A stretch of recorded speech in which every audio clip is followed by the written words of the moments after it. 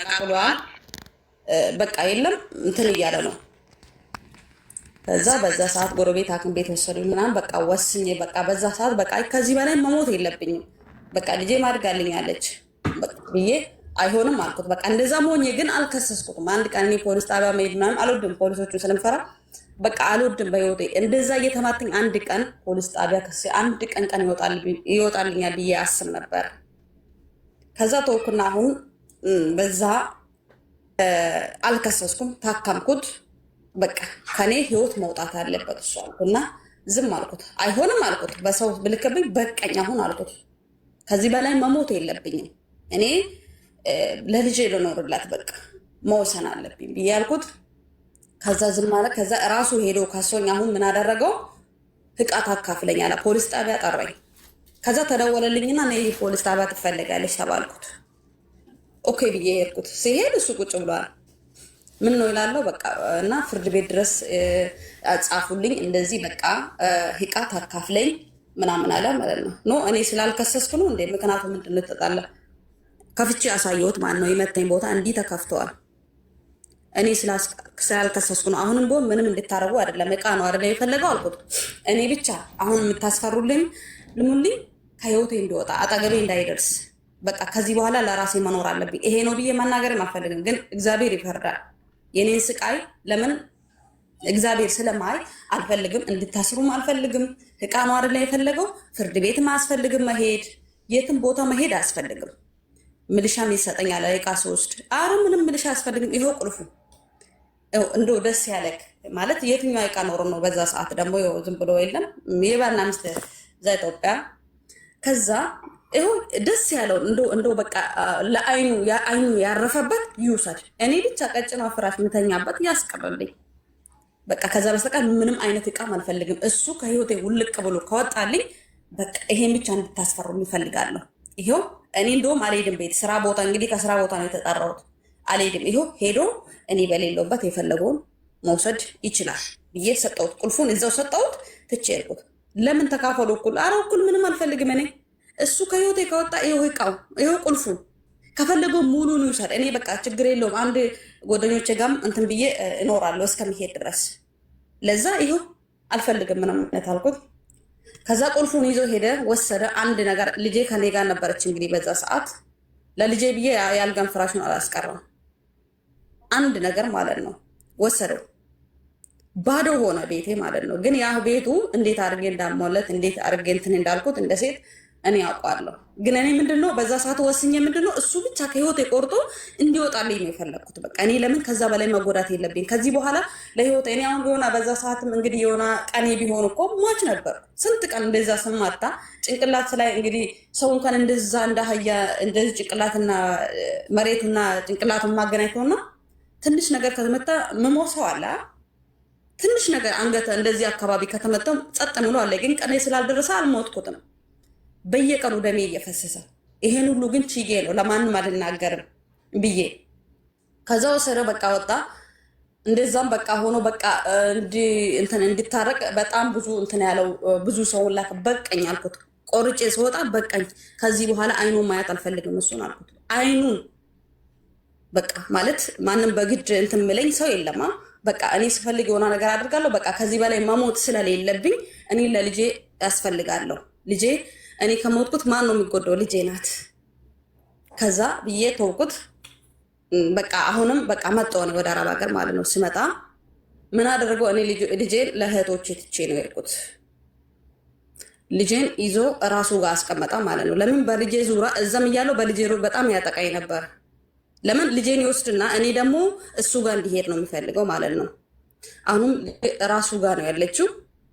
በቃ እንዴት በቃ ማለት ልጄ ማይሆን ነገር ነው ጭንቅላታው ላይ እየቀረጸላት። ልጄ ለቤተሰቦች ስትስለው እምቢ ያለው እኔም ደግሞ አሁንም ቢሆን ይፈልገኛል። እኔ ደግሞ ከዚህ በኋላ ይሄን ሰው ለምን ያ እንደዛ የጎደኝን ሰው ተውና፣ ታምሜ ተኝቼ እኮ በዛ ሰዓት አንድ ብር ባልነበረኝ ሰዓት እሱ ሰክሮ ውጭ ላይ እስኪ ምን ልትሆኝ ነው? ልትሞቺ ነው? ወይም ብር የለሽ ወይም ሰው የለሽ ወይም ባል የለሽ ወይም ብር የለሽ እያለ ይፎክርብኝ ነበር። እርቦኝ ለ3 ቀን ምግብ ያልበለውበት ምግብ ሳልበላ 3 ቀን ሙሉ የእሱን ትራፍ ቴካዊ ያመጣና ፊት ለፊቴ ይበላል። የሆነ ቀን ሌሊት ላይ በጣም ራበኝ ማለት ነው። ስርበኝ ያ እሱን ያስተረፈው ትራፊ እንቅልፍ እምቢ አለኝ፣ ግን እያመመኝ ነው። ከዛ እሱ የተረፈው ደረቀውን እንጀራ እንደዚህ አፌ ላይ አድርጌ እንቅልፍ ከወሰደኝ ብዬ ያን ጎርሼ ተነስቶ እንዲህ እያየኝ ነበር። እኔ ስበላ ውሃ ጠጣሁበትና በዛ እንቅልፍ ወሰደኝ። በሁለተኛ ቀን ይዞ መጥቶ እንደዛው በላና አንቺ ከምትበየኔን ትራፍ እንዲህ ብደፋው ነው ለውሻ ብሰጥ ነው የሚሻለው ብለው ወጥቶ ደፋ ማለት ነው። ለምን እንደዛ ትበላለች ሌሊቱን ተነስታ የኔን ትራፍ ብሎ ነው ያሰበው። ከዛ ያ በቃ አለፈ ያ ሁሉ። እኔ በቃ ቆረጠልኝ በዛ።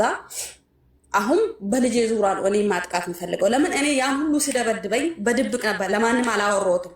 በቃ ማለት ራሴ ስለምሰራ ራሴ በቃ የሆነ ነገር ስለማደርግ የሆነ ሄደለኝ በቃ በጣም ተንደላቀ። ለጎረቤት ወጥቼ ችግሬን አላወራም።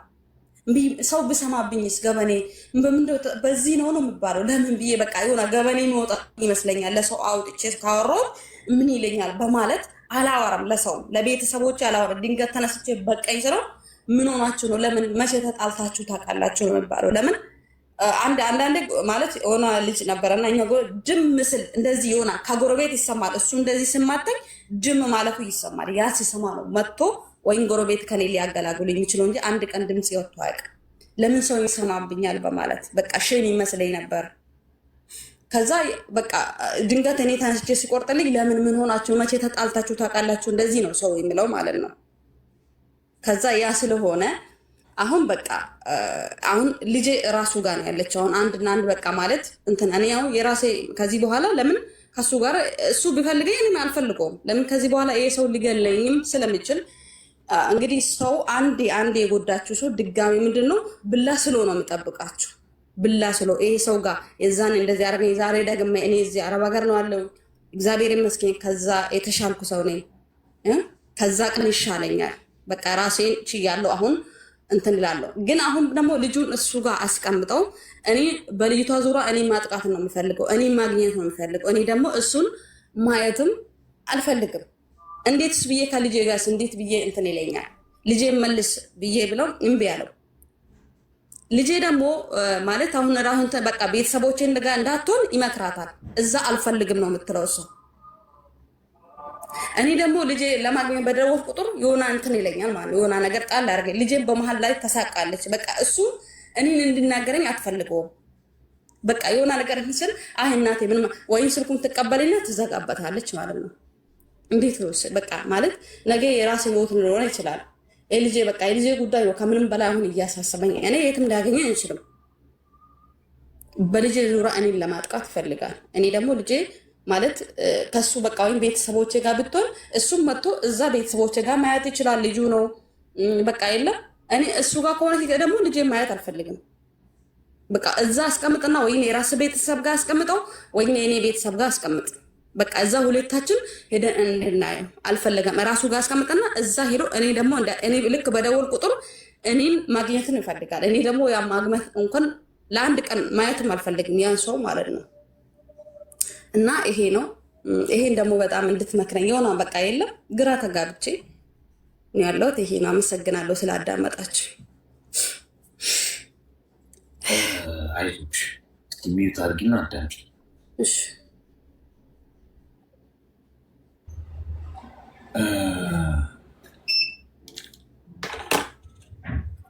የሆነ ፊልም ነው የሚመስለው። ምክንያቱም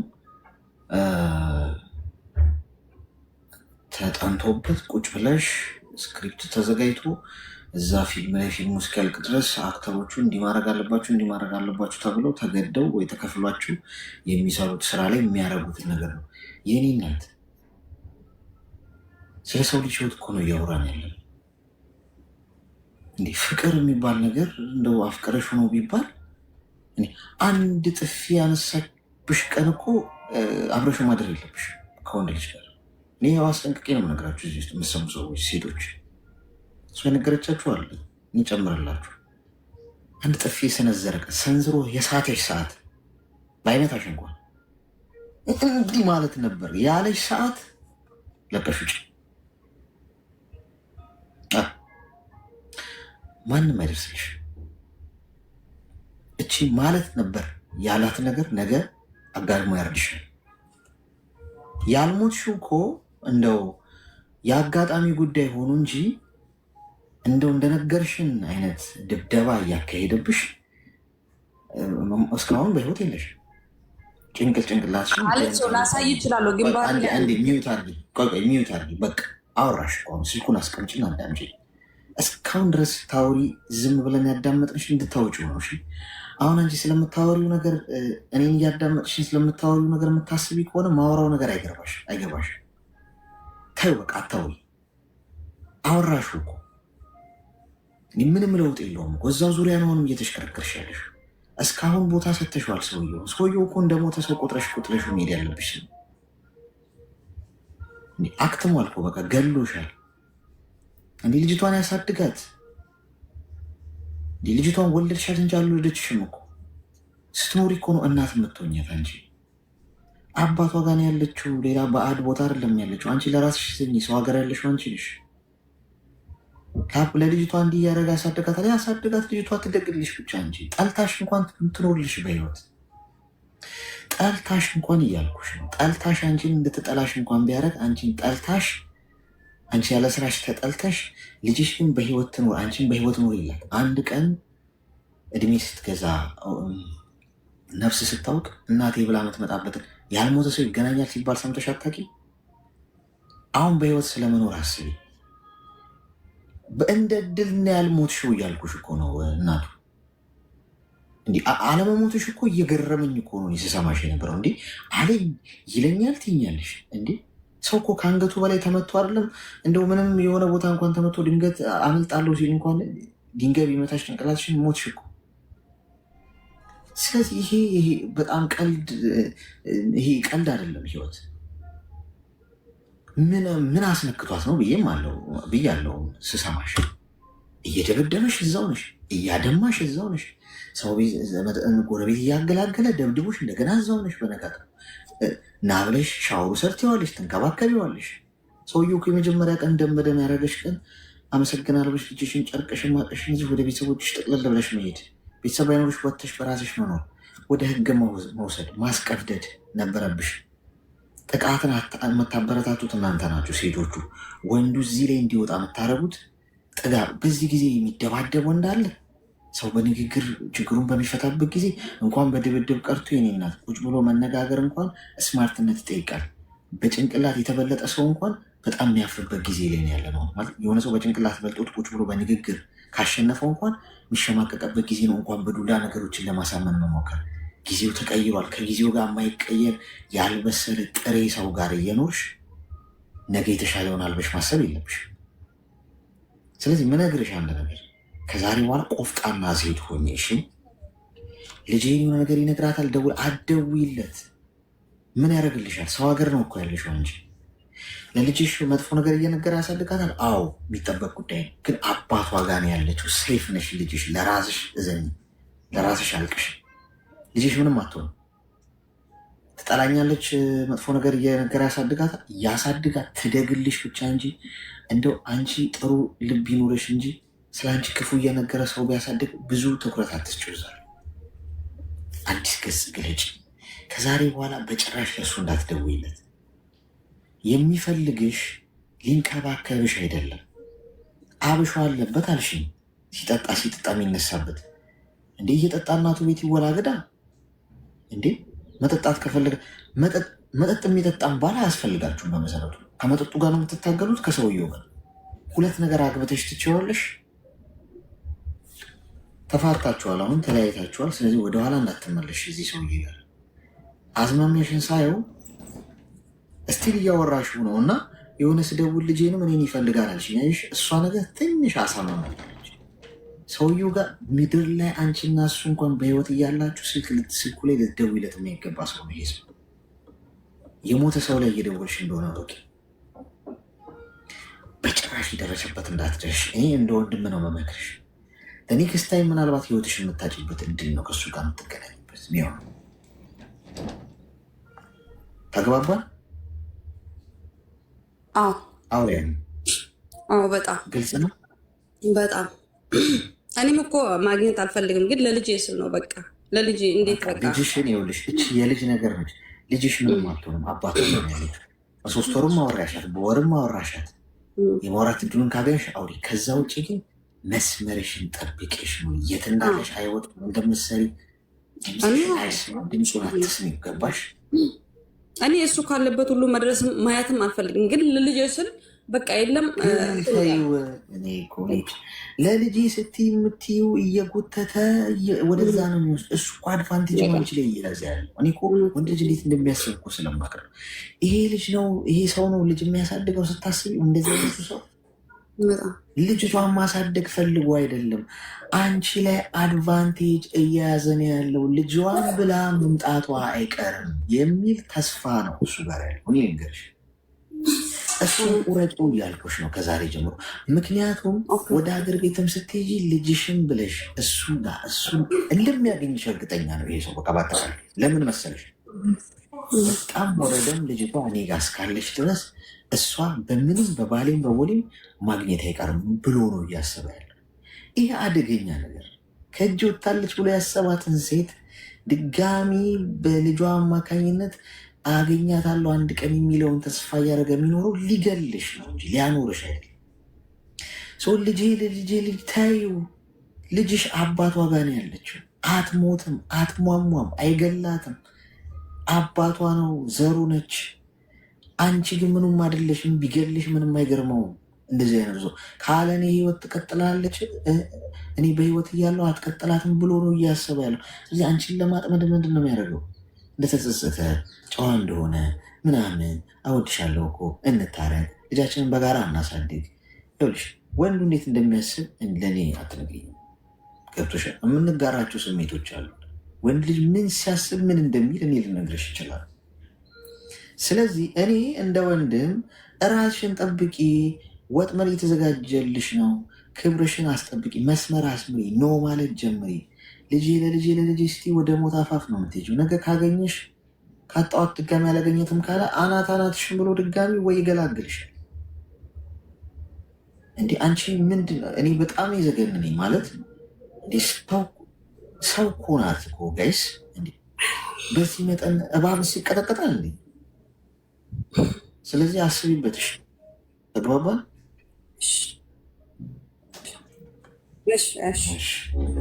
እና እኔ አንድ ነገር ምንድነው ከምንም በላይ ልጄማ ትኖራለች። ግን ለምንድነው ቤተሰቦች ጋር ወይ እነሱ ጋር እንደቱ በቃ ስለኔ እየመረዛት አሁን ራሱ ልጅቷ በቃ እኔ ነኝ እንጂ ምናፍቃት በቃ እኔ ማውራት አትፈልግም። ወይ እህቶች ገብቶ እነሱ እየተቆጣ ለምን አታወሪያት እናትሽ ምናምን ይሏታል ማለት ነው። በቃ እነሱ እየተቆጡ ከኔ ጋር ማውራት አትፈልግም። ግን እኔ ናፍቆቱ በቃ ስለልጄ ጠዋትና ማታ አንዳንዴ በቃ ብቻዬን ቁጭ ስል ልጄ አለቅሳለሁ ማለት እና እሷ በቃ አሁንም እኔ ማውራት አትፈልግም። በቃ እንደ እናት ጓግታ እንደዚህ ምናምን በቃ እንትን አትፈልግም። በቃ ስለ እኔ ይመርዛታል። እኔ ለምን ስለ እኔ እንዳይመርዛት ነው ፈርቼ እንትናል። በቃ ልጄ ነገ እኔን እንዳትለኝ። ግን አንዴ ጥያቄ ጠይቅሽ። እሺ ታፈቅሪዋለሽ? ኧረ በፍጹም ወጣልኝ። አይኑ ማየት አልፈልግም ለሰከንድ። ታዲያ ምንድን ነው አሁን እዚሁ ምንድን ነው ምን ታጥቦ ጭቃ ይባላል እኮ አይደለ ጋይስ? እዚሁ እየነገርኩሽ አንቺ መልሰሽ ወዴት ነው እየሄድሻለሽ? ይመርዛታል ልጄ። ታይ በቃ ይመርዛት፣ ፍቀጅለት። እንዴ ልጅቷ እኮ አይምሮ አላት እኮ ታጋለች እኮ። ስንት ዓመቷ ነው ልጅሽ? አሁን 5ኛ ዓመቷ ታህሳስ ነው ያከበርኩት። በቃ ምንድን የሚመርዛት ነው? በመርዝ ሰጥቷ አበላል። ይመርዛትና ግልግል ሄዳ ዓመት ቤስ አንደኛውን ተመረዛት ደግ ብለሽ ፍቀጅላትና ልጅቷ 18 ዓመት ሲሞላት ጥያቄ መጠየቅ ትጀምራለች።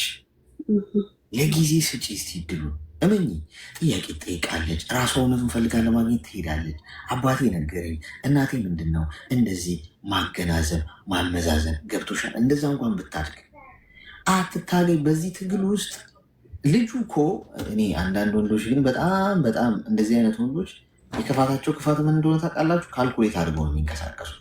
አሁን አንቺ ነሽ አይምሮሽን ቦከሙታል። በቃሽ እስቲል እዚህ እንኳን እኛ ጋር ሆነሽ አሁንም ጭምር ወደ እሱ እንድትሳቢ እያደረገሽ አድቫንቴጅ እንዳይያዝብሽ ተይ። ይመረዛት በቃ ልጁ ነሽ፣ ምንም አትሆንም። አይገላት ነገር። እሺ እሺ እሺ እሺ። አመሰግናለሁ። ተባረክልኝ። ስለ ምክር ውዱ አመሰግናለሁ። እግዚአብሔር በርካት ናቸው። ቴንኪው። ምን እንደሆነ ታውቃላችሁ ጋይስ? እኔ አንዳንድ የሚደባደቡ ወንዶች ነው የሚፈቀሩት የሚለው ነገር እውነት ይሆን እንደ ይሄ ነገር? ይህ ልጅ ስሙ የተጠራበት በሙሉ ችል መገኘት የሌለባት ልጅ ነች። ምክንያቱም ሊያጠፋት ነው የሚፈልገው ይሄ ሰው። ሰው የሚያፈቅረውን ሰው አይደበድብም እውነቱን ለመናገር እና እውነቱን ለመናገር እያሰበ ያለውን በግልጽ እናንተም ይህን ትረዳላችሁ። ልጅቷን መጥፎ ነገር እየነገር እንትን ባላት ቁጥር በከለከላት ቁጥር ልጅቷ እናቷን እንዳታገኝ ባረገ ቁጥር ሞር እናትየው ልጇን ለማግኘት ምን ታደርጋለች? ትሳባለች። ስሌቱ ይሄ ነው እንጂ እንደዚህ አይነት ወንድ ሚስቱ የሚደበድብ ነው ልጅ ይዞ የሚያሳድገው ሰው። በህይወት ኑሪ የኔ እናት። ልጅሽ ምንም አትሆንም፣ ታድጋለች፣ ራሷ ፈልጋች ትመጣለች። እንኳን ብትራራቁ እንኳን ያለሽበት እናቴን አምጣ ብላ ጉሮሮ ላይ ስትቆም ያኔ ይለቃታል። እሺ ጋይስ ኮይን ልስጣችሁ። የመጨረሻውን ዙር ኦልሬዲ ሰዓታችን ሄዷል አልቋል። ግን ሳልሰጣችሁ እንዳልወጣ ያው 3 መስጠት ስላለን ሱስ ስለሆነ ልስጣችሁ፣ ኮይን ልስጣችሁና ሜምበራችሁን አድሱ። እሺ ወይም ሜምበር ያለማችሁ ሰዎች ሜምበራችሁ ይሄ 3 ደቂቃ እስኪያልቅ ድረስ ታብ ላረገ ነው የሚሰጠው። እሺ ይኸው ሳጥን ይታያችኋል። ይህን 3 ደቂቃ ታብ ካላረጋችሁ አይሰጣችሁም። ሰው ታብ አድርጉና ልክ ቆጥሮ ሲጨርስ ሳጥኑን ስትነኩት ይሰጣችኋል። እሱን ከሱ ውስጥ ከሳጥን ውስጥ ወስዳችሁ ከላይ ከስሜ ጎን ያለውን ልብ ቅርጽ ምልክት እየነካችሁ ሜምበር ሁኑ። በዚህ አጋጣሚ መነግራችሁ ከሚቀጥለው ሰኞ በኋላ ያው ለአብዛኞቹ ነግሬያችኋለሁ፣ ለ25 ቀን አይኖረንም። እሺ ይሄ ፕሮግራም አልኖርም። ላይቭ ላይ ቲክቶክ ላይ አልኖርም፣ ሶሻል ሚዲያ ላይ አልኖርም። ጭራሽ የትኛውም አክቲቭ አይደለሁም። እዚህ ቤትም ልቀይር እያሰብኩ ስለሆነ ቀድሜ ነው ብዙ ጊዜ ሆኖኛል ካሰብኩት። እሱን ፊክስ ማድረግ አለብኝ። አሁንም የያዘኝ በመሀል ይሄ የጌሙ ነገር ነው። ምክንያቱም በመሀል ይሄንን ባረግ ውክብክብ ነው ምለው ነገሮች እንትን ይላሉ እና ቀድመን ከ2 ወር በፊት ያኔ ጌሙን ሳንይዘው በፊት ቢሆን እንትን ያልኩት አረገው ነበር። እሱን የያዘኝ እንጂ እስከዛሬ አሁንም ሬዲ ነኝ። ከእሁድ እንኳን እኖራለሁ ፋሚሊ ታይም ስለሚኖረን ከእሁድ በኋላ ለ20 ኦልሞስት 30 ቀን በሉት በቃ ኦልሞስት ይሄ ወር እየጀመረ ስለሆነ የሚሆነው